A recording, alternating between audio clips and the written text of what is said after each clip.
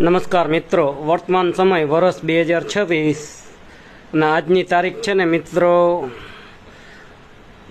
બરાબર 22 તારીખ છે અને પર્યાવરણનો મોટો દિવસ છે બરાબર.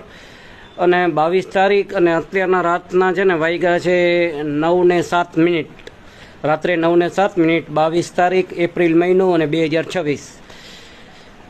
ને હું અત્યારે થોડીક ચુનાવની પ્રક્રિયામાં ટૂંકમાં કહેવા માગું છું. તન વાત મારી, તન વાત તમારી.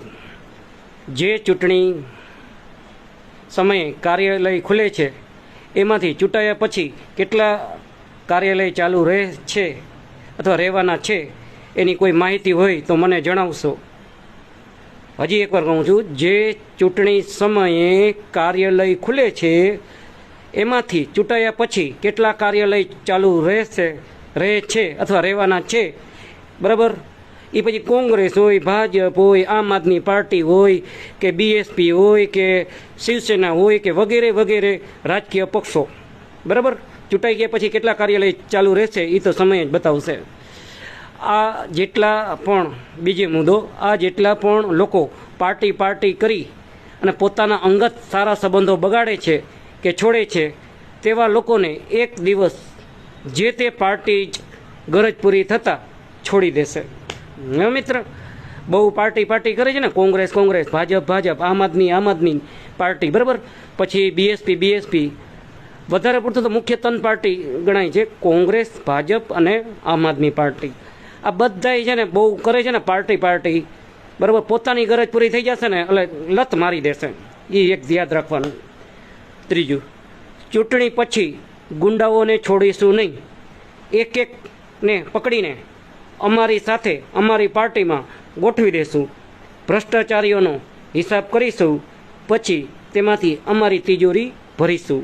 એ પછી કોંગ્રેસ હોય, ભાજપ હોય, આમ આદમી પાર્ટી હોય વગેરે વગેરે આ બધા રાજકીય પક્ષો છે ને ગુંડાઓને પોતાની પાર્ટીઓમાં ઇન્વર્ટ કરી, જેમાં સ્થાનિક પોલીસમાં ગુજકો હેઠળવાળા ગુંડાઓ, મવાલીઓ, બદમાશ, જેમાં ઘરમાં ના રાખી શકાય, પાડોશીમાં ના રાખી શકાય, ગામમાં ના રાખી શકાય, તાલુકામાં ના રાખી શકાય, જિલ્લામાં ના રાખી શકાય, રાજ્યમાં ના રાખી શકાય ને દેશમાં ના રાખી શકાય એવા ગુંડાઓ રાજકીય પાર્ટીઓમાં મોટા પદ લઈને બેઠા છે.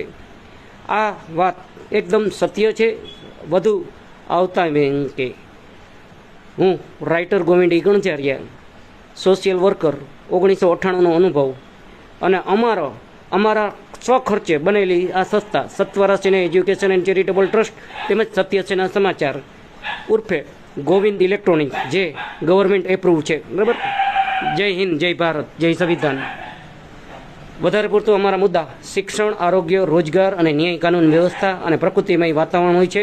પંચ પુરાવા, પંચ શક્તિ અને 2 સાહિદ અને લોકોનો સાથ સહકાર સહયોગ મળ્યો તો બોલવાની જરૂર નહીં પડે, ફેસલા ઇન ધ સ્પોટ હશે. જય હિન્દ, જય ભારત, જય સંવિધાન, જય જ્ઞાન વિજ્ઞાન.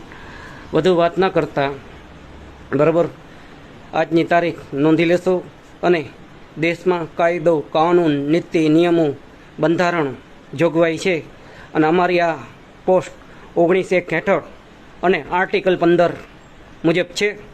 તો આપ દેશની જનતાને મારી વિનંતી, વધુમાં વધુ શેર કરજો. ચૂંટણીમાં નપાવટો, નાલાયકો, નફટોને હાકી કાઢો.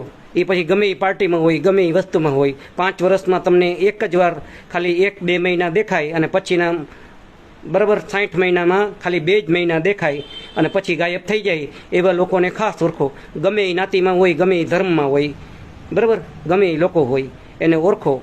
આપનો વિશ્વાસુ સોશિયલ વર્કર રાઇટર ગોવિંદ ગણચાર્ય, માનવતા અને રાષ્ટ્રીયતાના નૈતિકતાના ધોરણે કામગીરી કરતા હોય એવા. જય હિન્દ, જય ભારત, જય સંવિધાન, વિશ્વનું કલ્યાણ હોવું એવી અંતરથી શુદ્ધ પ્રાર્થના. નમસ્કાર, જય હિન્દ.